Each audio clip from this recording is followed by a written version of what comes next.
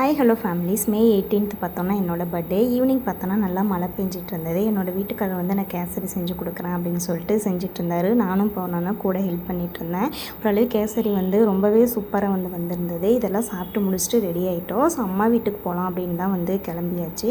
So cake வந்து cut பண்ண வேணாம் அப்படின்னு சொல்லி தான் பிளானில் போனோம். ஆனால் லட்டு சச்சினுக்காக ஒரு 1/2 kg வாங்கிட்டு போய் கட் பண்ணலாம், அவங்க சாப்பிடுவாங்க அப்படின்னு ஒரு 1/2 kg கேக் மட்டும் வாங்கி அப்பா அம்மாவுக்கு கொடுத்துட்டு ஃபினிஷ் பண்ணிட்டோம்.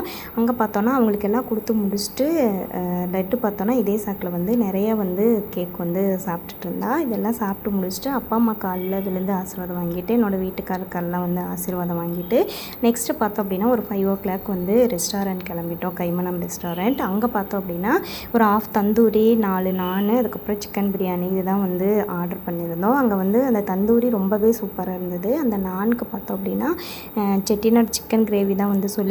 அதுவும் டேஸ்ட் ரொம்ப சூப்பராக இருந்தது. ஆல்ரெடி வந்து 6 o'clock பக்கமாக ஆயிடுச்சு, மூவி வந்து 6:30க்கு. ஸோ நாங்கள் ரொம்ப வந்து அவசரமாக சாப்பிட்டு லட்டுக்கெல்லாம் ஊட்டி முடிச்சுட்டு ஒரு வழியே வந்து படம் ஆரம்பிக்கிறதுக்கு முன்னாடியே வந்து தேட்டருக்கு போயிட்டோம்.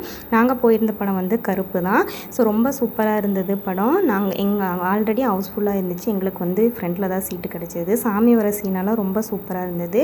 இன்டர்வலில் பார்த்தோன்னா அவங்களுக்கு ஸ்நாக்ஸ் எல்லாம் வாங்கி கொடுத்துட்டு திரும்ப மூவி வந்து சூப்பராக இருந்தது. என்னோடய பர்த்டே இப்படி தான் சிம்பிளாக ஃபினிஷ் ஆச்சு. தேங்க்யூ.